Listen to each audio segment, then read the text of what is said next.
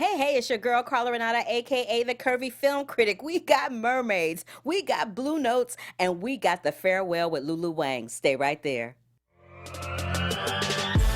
You're tuned into Black Hollywood Live, the world's first digital broadcast network devoted entirely to urban entertainment and pop culture. Tune in right now. Hey, everybody. Sorry we're getting started a little bit later today. We had some technical difficulties, and we meaning me. Ooh, I had to laugh about it. I really did. But welcome back to the Curvy Critic with Carla Renata here at Black Hollywood Live, episode 67. We have so much to talk about. I don't want to waste another minute of your time. First up on the schedule is an interview that I did with director Sophie Huber and jazz musician Terrace Martin about a film that she directed called Blue Note Records Beyond the Notes. It gets very heated and very intense, and it's mostly Terrace because Terrace kind of like hijacked the interview, but that's all right. Sophie got she got some stuff in there too. So take a listen to that right now. The most surprising to me when I saw this documentary was the fact that I didn't realize that hip-hop came into existence as a result of the instruments being taken out of the schools. So I knew about the bebop, but I didn't know about the hip-hop. Yeah, I'm a product of that. That's how I know that. Yeah, and I learned it through Terrace. What are your feelings about the fact that this genre of music grew out of the government shutting down a form of the arts in terms of music, instrumental music rather, and taking it out of the schools? Do you feel that hip-hop would have existed had that not happened? I feel like there's everything else when black folks get a hold of something, they take it away from us. Every time they take something away, our restrainers, we end up making gold out of plastic. That's just what we do. They took the instruments out to school, and we were just left with records, and we started messing with them records, and those became our instruments. The two turntables and the mixer and the MC at that park in the South Bronx, that became our sanctuary, and we grew from there. You know what I'm saying? So good looking on the government for trying to fuck with it. You dig? Now all your kids fucking with it.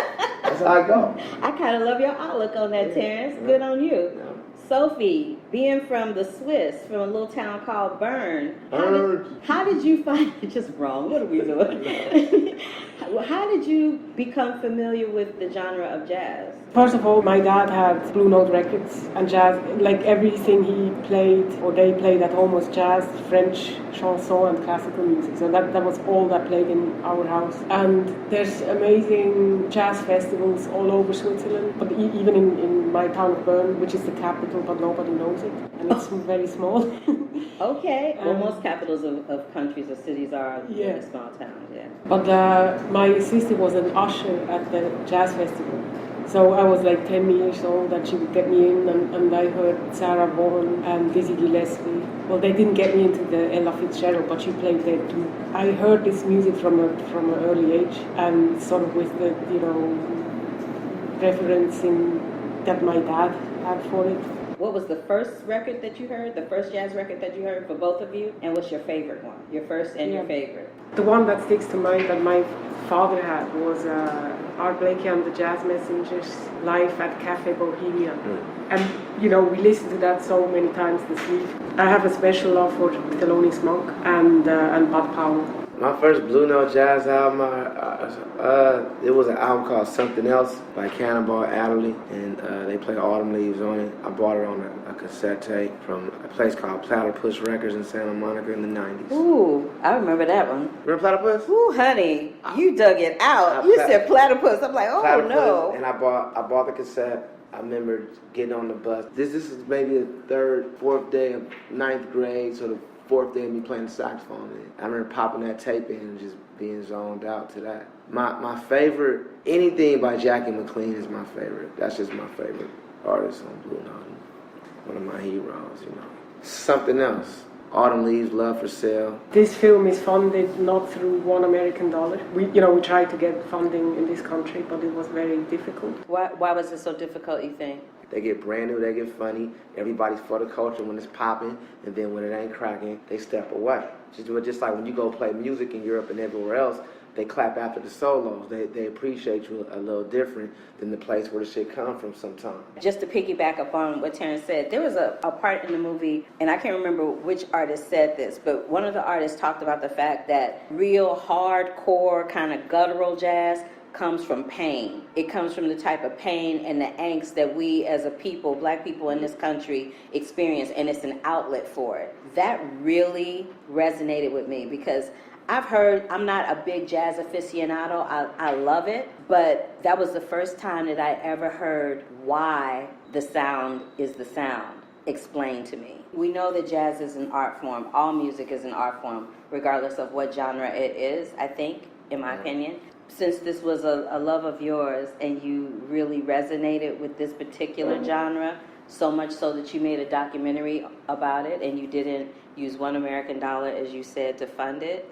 Well, I would have taken it. I'm not saying you wouldn't have taken. Child money is money. It all spent the same way. It's green. So I do. You know what I'm saying? So I know you would take it. But having said all of that, I just wanted to know, what does the music mean to you? Yeah. That's a tricky question. I know it is. See, the word jazz is such a strange thing, really, especially dealing with these kind of documentaries, and because these attack the art world. I think subconsciously we're all trying to get it. The ones that have now grasped the knowledge of it are just trying to get away from calling it. I don't even separate the two no more, because I don't even know what the difference is no more. Mm-hmm. Sonically, I don't know the difference, because I made a living off doing hip-hop, but I always put the saxophone in. So to me, jazz, when I think of jazz, can I keep it real when I hear the word jazz? Keep it real. When I think of jazz, I think of attitudes like Branford Marsalis now. Now I think of people that aren't even present in real time. Going back to, you said art, and art, it is an art. When I think of jazz now, and when I go to Europe, it's this upper echelon of some shit. When this shit from the ghetto. Right. This the turf music. Right. So going back to the Branford thing and being in the now, I don't like the word jazz because the motherfuckers that's representing that word, I don't like them.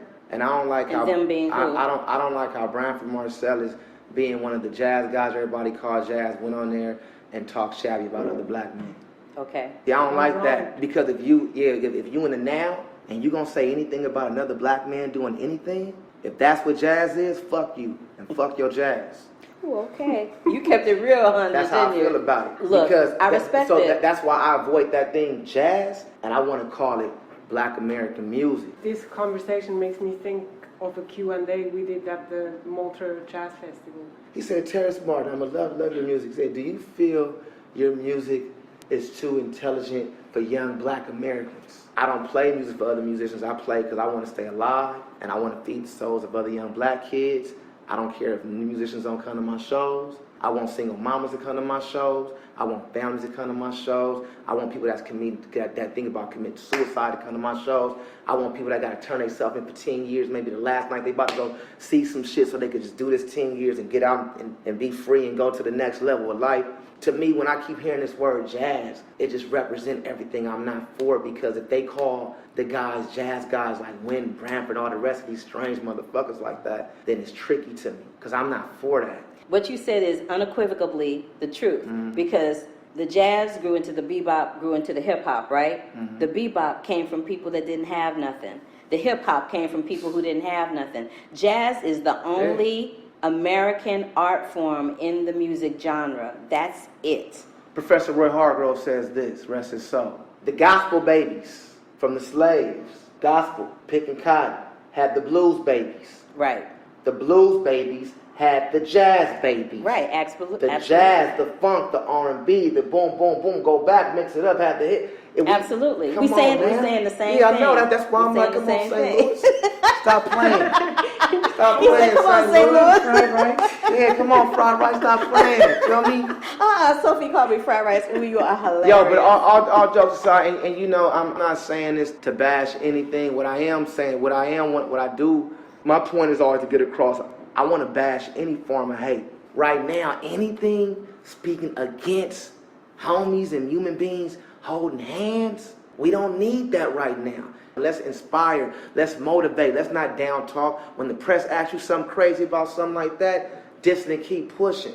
Since we talking about jazz, that's where I'm at. We got some real soldiers out here. We got elders like, we got Benny Golson out here, Jimmy Heath is out here, Herbie Hancock. I was about to say Herbie Hancock, Wayne Shorter is out here. Yeah. Like the generation I love was the Roy Hargrove generation with Nicholas Payton, Antonio Hart, Kenny Garrett, Mogul Miller, Stephen Scott, Christian McBride, Jeff Tane Watts, Brian Blade. It's like we got all these mentors and strong leaders out here that's pushing the Danilo Perez, Even John Patitucci, we got a whole area of cats that do follow the lineage of the jazz that's pushing positive thing, and they going hard. And we got some haters that keep us in the box too. We gonna keep pushing. I do this because I love it, so I don't play politics. Both of you, how do you think we can keep The peace. Yeah, keep the peace and keep the genre moving, keep it alive, keep the history there. It's moving. Because the thing about history is if you don't acknowledge what was broken about the history in the first place, it keeps repeating itself. So if in the music industry we don't acknowledge where this genre came from, then it doesn't continue to get passed down. So how can we keep it continuously moving in that regard? It's moving full speed ahead. You know, when you hear J. Cole, when you hear Kendrick Lamar, it's moving. It's moving at the highest level. It's moving right now. One thing that this documentary does, it makes people want to dig into history in general. You start wanting to just find out other shit that let me find out Table Made, because I learned so much about the Blue Note. It makes you want to search. So I think once people just search, they'll know it's there. I'm listening to it every day. When I hear the young artist Her, I'm hearing jazz then. Yeah, Her. You know what I'm saying? Yeah. When Blue Note was reborn, when the label was reborn, and the new label head took on Nora Jones. Yeah, Bruce Lombo. Nora Jones kind of just redefined what it is. Because up until that point, if it was considered quote-unquote jazz, it was, if you were a female, it was mostly, people would think about Ella Fitzgerald, Sarah Vaughan. They would think about the vocalists. They would think about the female vocalists. They wouldn't think about females in the jazz genre as musicians. And they existed. There was a whole plethora of them that existed, right? There were female big bands out there doing their thing. But Nora Jones, for whatever reason, it was cool because Nora Jones was doing it and she was a chick. You know what I'm saying? So I appreciated that. I appreciated you bringing that to people's attention, because a lot of people don't recognize that and they don't know.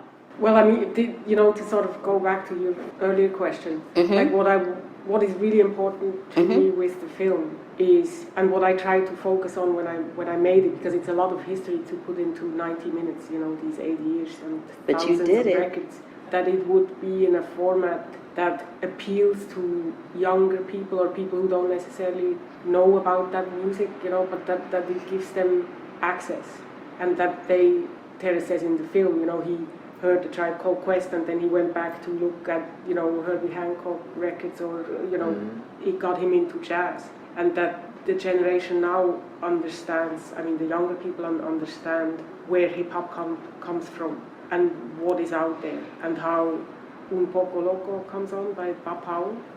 It always just fills me with energy. I can't say, it just gives me power. And that's from 1956 or something. Absolutely. And it's timeless. And people just have to, especially Americans, have to start understanding the immense wealth they have, and then celebrate that culture. I think that your documentary, Blue Note Records Beyond the Notes, will help and aid greatly in doing that. It was very well done. It was very entertaining. It went really quickly. And for those who are jazz aficionados, they're going to lose their mind over it. And for those that don't even know what it is, they're going to lose their minds too, but for a completely different reason. You know what I'm saying? So I think that does it for us, y'all. Thank you. This is a very invigorating conversation. It got all intense. I was like, ooh, what's happening? But thank you. It's all good. Thank you. So let me just let you in on the side joke that happened during that interview. But before I do that, thank you so much, Sophie Huber and Terrace Martin, for sitting down and talking to me about Blue Note Records Beyond the Notes. It is a documentary. It is in art house theaters right now. I think only in New York and LA, but you may want to check your listings on Google and double check that. But I'm almost positive it's in LA and New York, and it's slated for a wide release at a later point. But they were teasing me and calling me fried rice because I had just come back from St. Louis, Missouri, eating some fried rice, where we have the best fried rice in the country, and not boiled rice with peas and carrots. And so we had this whole discussion about that before the interview, and that's why they were teasing me, calling me fried rice in St. Louis. So I just want to clarify that. But you guys, this movie is such a great, great film. If you're a jazz aficionado, you're going to love it. If you don't know anything about jazz, you're going to learn so much from it, as you could tell from the interview. It is really, really, really a stellar piece of cinema, and I highly recommend checking it out if you have the chance. Blue Note Records Beyond the Notes, produced by Mirror Films, directed by Sophie Huber. All right, so Lulu Wang. I love me some Lulu Wang. Lulu Wang and I became, we started following each other on Twitter. And I love her. She is such a brilliant filmmaker. She's a smart cookie, and her knowledge about the cinema and her knowledge in terms of and not her knowledge, but her inspiration and her fortuitousness about bringing her story to light is really something wonderful. It's so nice to see a story about other cultures and other people other than black and white. You know what I mean? We're just now starting to delve into stories that center around Asian people and around Latin people and around even disabled people. There's a disabled character that's on General Hospital right now. I love that we're doing that in this country right now and opening up our diaspora and our way of thinking to check out these different diasporas of people. But having said that, I had this interview in a roundtable situation. So you're going to hear a voice that's not mine, and that will be another journalist in the roundtable. And we spoke to Lulu Wang about her film, about her culture, and about the disparity in regards to filmmakers, particularly women filmmakers and critics in the industry. Take a listen. I'm hoping that we get to a day where it isn't female filmmaker and male filmmaker, it's just filmmaker. So do you feel how do you feel about this whole dysfunction thing that's happening in the filmmaking world as it pertains to female film critics and female filmmakers? Yeah, absolutely. I agree with you completely because, I think craft is colorblind. When I'm approaching a film, I look at all kinds of films as references and more films that are interesting in terms of style, right? And I don't necessarily look at a film based on the culture. It's more about how do I frame a shot? What are some of the family films that inspire me? How do I do comedy in a way that hasn't been done before? How do I show pathos and humor in the same frame? And I can draw from, all kinds of influences. So I think it's tricky when someone says, how do you make a Asian American family drama? To me, Asian American isn't a genre, it's of filmmaking. A human. It's a human. It's a type of human. What's a white drama look like? I don't, those filmmakers don't go into telling a story thinking about identity. In many ways, when I was approaching this film about my family, I just set out a film to tell a story about a granddaughter and a grandmother, a film about family and about loss and about grief and about guilt when you leave. We don't look at ourselves every day and go, oh my gosh, I'm Asian.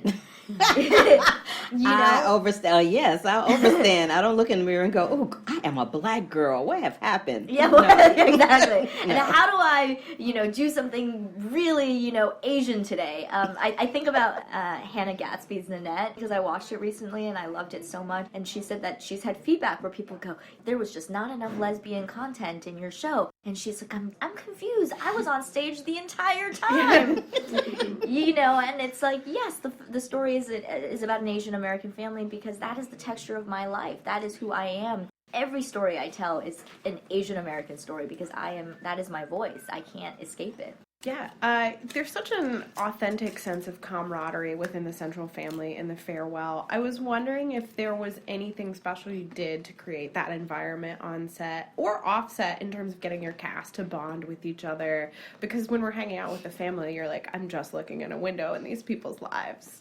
Mike Lee is a huge reference for me. I'm very inspired by his films. He gets like 40 days to have the characters live together in a house. And then he turns the camera on them. I was not afforded that luxury. So I asked my producers, I said, I want to do Mike Lee. Can I get 40 days? They were like, you can have one dinner. And so that's what I got. I got a dinner where I brought everybody together, ordered a bunch of food, everybody sat around the table, and we worked out some blocking with camera. But it helped, it helped to introduce people. I encouraged people outside of the set, of the production, to meet up on their own. So the woman who plays Nanai, she would meet up with my great aunt who plays herself in the movie. And so they would walk through the park and they would call each other sister and just really got to know each other as real sisters. And you feel that chemistry. Hopefully on the next one I'll get even more time for you those 40 days, baby. Yeah, I know, right? More of a budget. Yeah. I'm going to be asking on behalf of our friend She lost her Yeah. My parents and I speak Chinglish. We speak a lot of Chinese with I love English that. words thrown in there. In order to actually balance it out a little more, I felt like it was okay to have the parents and her speak primarily in English.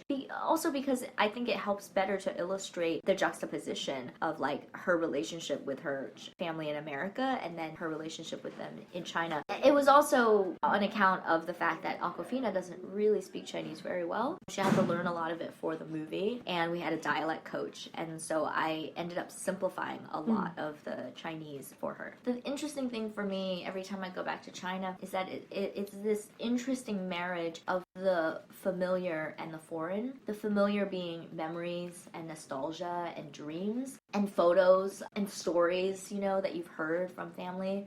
And then the foreign being that it's a foreign country. You know, I go back there, I don't really speak the language enough to understand the news, to understand all the conversations. I miss out on a lot of culture because I don't understand jokes, and then everyone just laughs at me. And also you're bombarded with sensory overload. There's all of these sights and sounds and smells. And so I wanted to bring all of that into the movie because, yeah, I do. I sometimes yearn to go back home, whatever that means, right? To my childhood, to my idea of a place. That place doesn't exist anymore and maybe never really existed. In the African American community, we have a thing where we don't necessarily like to tell people if they're sick either. So I wanted to find out if Nana had seen the film yet. She still doesn't know. Oh, she still doesn't know. That's why she hasn't seen the film, so we can't tell her. Have the other family members seen it? Just my parents and my aunt, the woman who plays Gugu. Her family was in LA, and so they saw it. What did they think? It's hard to tell. She was really congratulatory and very like proud of me. And I said, what do you think? And she said, well, the people around me were crying their eyes out. I think it's difficult for them because it's weird to see your own experience represented on screen, but from a different perspective. And so I'm sure for them it's a process. Also, my aunt doesn't speak English, and so she couldn't understand all of the parts that were in English. I was good until that they got in the cab and they were going away. I was good until that moment, and then I kind of lost it, and I was a blubbering mess in the last row at that theater. I think it's the Eccles Theater at Sundance. I was in the last row, and I was sitting back there like this. A mess had gone through all my Kleenex. It was a hot, buttered mess. There were so many tears at that screening. Oh my God. I was like, just, you know, and the people around me were crying. Everybody was crying, but everybody was trying to act like they weren't crying. Everybody was trying to like be cool, you know, like I'm not doing anything. I was so glad that once the narrative of the film stopped and then you showed Nana in real time. Ooh, child, I was so relieved because I was a wreck. I was. But that's a testament to your filmmaking. Thank you very much. That it touched hearts and it touches lives. And it's a human story. It's not just an Asian story. It's not just a story of some people that live in China. It's a human being story. So thank you. Thank you very much for saying that. Yeah, I mean, it's obviously been a massive, massive dream for any independent filmmaker to premiere their film at Sundance. And so just getting in was so surreal and such a dream. It's such a loving atmosphere because it's all film lovers. It's a very special place. It's like a winter camp. And I was there the year before with my production company, and they had another film at the festival. Just loved it. Everybody kept saying, you'll be coming there, Mag, you know, but I didn't want to think about it. And so then actually being there and the reactions, I don't know, it was just really surreal. Yeah, it was really surreal because you also, in a way, like feel like, oh, you're so loved here and you're so well taken care of. They're like family. You know, Sundance, they're people who love movies and they get this kind of a movie. But is it going to work in the rest of the world? And so that was always in the back of my head was enjoy this moment because, you know, it may not be the same once we're out of Sundance and be prepared for that. So. Speaking of your real family, they look like they're a very colorful bunch. The karaoke scene. Why did you decide to include that? And of all the stories about your family that you could have told, why this particular story? The bride and the Japanese groom singing the karaoke. That actually happened, and that was one of the moments in which I was sad and I wanted to cry, but I was also just laughing on the inside. And it's one of those things, I think everybody's doing their own thing, so nobody's paying attention. But that's the kind of thing that caught my eye, where I was just like, this is ridiculous. Yeah, I think because, you know, when it happened, I immediately said, like, my family is ridiculous. This is what I've been saying all along. And it sort of summed it up in that way, where I'm like, only my family could do this. This is why I love screwball setups, because life is filled with so many screwball setups.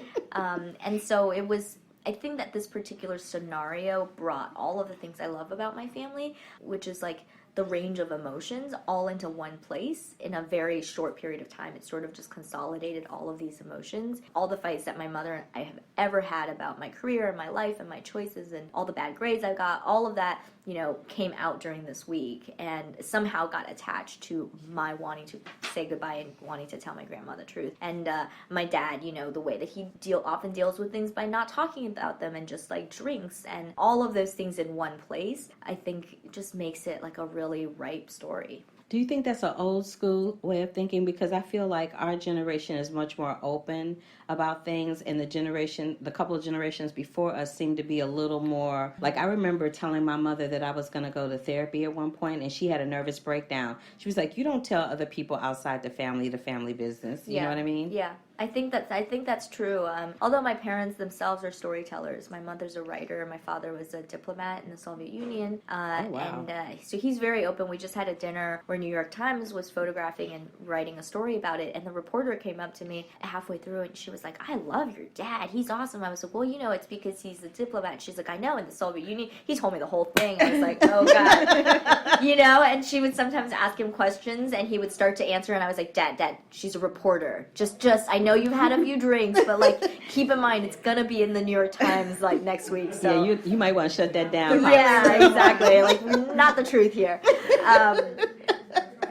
That is pure comedy. Yeah. The USSR. Wow. Does he speak Russian? Yeah, fluent. Do you speak? No, not at all. I was curious what the most challenging part of adapting the story first for This American Life was like, and then making that transition from taking the This American Life piece and turning it into a script and then turning it into a feature. Well, this is a story, a very intimate story that works for radio. How do you get it to work on a bigger scale? I didn't always have the answers to certain questions like, okay, in the radio story, the protagonist is not very active. And in my real life, the protagonist is not active. That is the challenge. She cannot be an active protagonist because the very premise of the movie is for her to be inactive, is to not talk, to not do anything crazy. And so I think that there was the push to go, well, that's not going to work for a movie, because for a movie, the protagonist has to be doing something. We can't just have her sitting around. Anything that I made her do felt very artificial, right? And so I just was trying to balance like that tension. So then how do you make it visually interesting when you don't have an active protagonist? How do you carry the tension from scene to scene without people feeling that it gets repetitive? Just how do you do all of that visually? How do you put the humor visually when you can't just tell a joke? And I didn't want to rely on characters doing a shtick or telling a joke. What's next for you? I'm working on a couple things. Since I cut my brother out of this movie, he was working at the time and he didn't come to the wedding, so I made her an only child. I'm doing a TV show that I just set up around him. He's a chef, so it's about a young Chinese-American chef working in a very interesting industry that's filled with toxic male masculinity, racism, sexism, appropriation, and what is it like being the child of a first-generation immigrant family working in this fine dining restaurant industry. And then the other project I'm working on is a feature film that is based on a short story, and it's a very grounded sci-fi story. It still continues to explore the dynamics of family, but in a near future setting. Thank you. Yeah, thank you very much. Congratulations on everything. Thank you. Great to meet you guys. Great to meet you too. So this is what I love about Lulu Wang. Lulu Wang shoots straight from the hip, and she is not about the BS. She really isn't. She's like, okay, ask me a question and I will answer it for you. But she will get this look on her face. If you ask her a question that feels a little contrived or not, right in the pocket, she will look at you like, why are you asking me that question? She won't say nothing, but she will look at you like you crazy. But I kind of love her for that because she don't play. And I appreciate her, I respect her, and I love her for that. I also love the fact that when we were talking, she talked about how she wrote a story that was a human story. It was about a granddaughter who loved her grandmother. It was about not telling a relative that they're in a dying status, because if you tell them, then they start to act like they're dying. If they don't know, then they go on with life as usual. And that actually makes sense. And like I said, people in my community, especially in my family, we do that too. Her grandmother is still living. She's still alive and kicking. So that's a spoiler alert for those who haven't seen the movie. But you really want to see the farewell. It's a heart-wrenching, heartwarming film. And I love the fact that Lulu speaks about her character as a person and as a filmmaker in regards to making The Farewell. So The Farewell is directed by Lulu Wang, is produced by A24. Check it out. It hits theaters this week, I believe either the 12th or the 14th of July. Check it out. Check it out. Check it out. All right, so closing this out today, I just wanted to address something. I posted a picture on my Twitter account. It's of a black Ariel and a white Ariel. And the white Ariel is touching the black Ariel's hair. Child, first of all, it's a cartoon.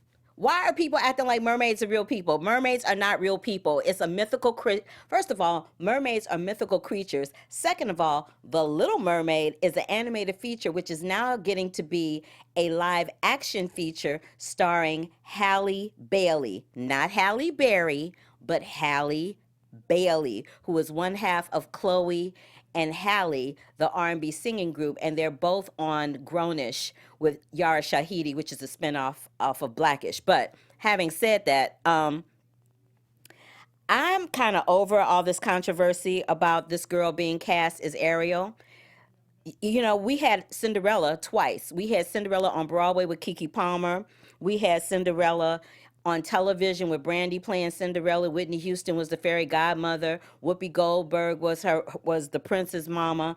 I mean, you know, there was a young girl that was the understudy for Elsa on Frozen who was African American. She went on. A young lady that I know named Lily Cooper has been Elphaba on Broadway and Wicked. I mean, the only thing that you can't sub out for another race is Mulan, because Asian is Asian. Like you can't have a black person pretend to be Asian. You can't have a Latin person pretend to be Asian. You know what I mean, but we've had white people pretend to be Asian. We had Mickey Rooney pretend to be Asian. We've had Kate Blanchett, we've had so many people pretend to be Asian. But this is what I want to say. And we've had Toni Braxton in Beauty and the Beast playing Belle in Beauty and the Beast. And this is what I want to say about all of that and closing out. Let this little girl live her life. She has been cast in the role of a lifetime. The role of a lifetime. And not for nothing, but this young lady is beautiful. She's gorgeous. She's talented. And she's a good person. And I'm going to need y'all to get off her back and get your foot off her neck and let her live her life and do this movie. And truth be told, y'all can pounce on her and talk about her all you want to. The movie's still going to get made. So there's that. So I just needed to put that in. That was my little bit of news for the day, and I had to address it because it was just ridiculous. And then somebody was online talking about, why is the white Ariel touching the black Ariel's hair? It's a cartoon, and mermaids are not real. Get your life. All right. So just in closing out, I want to reiterate, I want to give a big thumbs up and a shout out to my producer, Miss Stephanie, who is gorgeous and talented and all that and a bag of chips in her own right. Her and Jonathan busted their buns today to help me get this show on the air because technology was betraying me. I was frustrated. I couldn't think straight. And they pulled it together as a team with me and helped. And we all figured it out. And I'm so grateful for you. And I'm about to cry. And I'm so thankful that you helped me work it out because I was like, oh my God, I'm going to have to cancel the show today. So thank you, thank you, thank you. Thank you for everybody that's in the chat room that joined me today. Michael B., Jenna, Ray Golden, Black Hacks, Exist in Nature Media, Chris Nunez, Michael B. Y'all are my ride or dies. I love you. Thank you so much for tuning in. If you like the show, please go and click that thumbs up on the YouTube channel. Hop on over to Spotify. Hop on over to iHeartRadio. Hop on over to iTunes and give me 5 stars. I'm really trying to build this, you guys, and you help me do it little by little every week. I appreciate you and I love you. That is my time. I have got to run up out of here because I have another show. You can catch me over at AfterBuzz TV doing the General Hospital after show, and then again a little later doing the after show for American Princess. It's the finale, so you really want to check that out if you like that show because it's kind of crazy and I love it too. But thank you, thank you, thank you from the bottom of my heart. I really appreciate you. Next week, up on the docks, what do I have up here next week? I'm going to be talking about The Lion King, that's why my hair is long. I'm going to be talking about The Lion King. I was in The Lion King. I'll tell y'all all about that next week. I'm not going to take up any more time talking about that now, but I'm going to talk about The Lion King and a documentary called David Crosby, Remember My Name, and Stuber, which hits theaters this week. Lion King doesn't open until the 19th, but I'm going to talk about it anyway. Anyway, I'm your girl, Carla Renata. You can find me across all social media platforms at The Curvy Critic. You can find anything that I talk about on this show in written form at my site, thecurvyfilmcritic.com. And until next week with The Lion King, and I'll have on my tribal makeup, my Zulu makeup when I come up in here next week too. Until then, love, peace, and hair grease. I love y'all. Peace out. On behalf of our BHL staff, we would like to thank you for tuning in to Black Hollywood Live, the world's first digital broadcast network devoted entirely to urban entertainment and pop culture. Check out our Black Hollywood Live YouTube page for even more great programming and amazing content, and be sure to subscribe and like our channel when you do. I'm your BHL host, Nakia Monet, and you can find me on all social media at Kiki Boom Boom or at Black Hollywood Live. Black Hollywood Live, Hollywood redefined. And do not necessarily reflect the views of BHL or its owners or principals.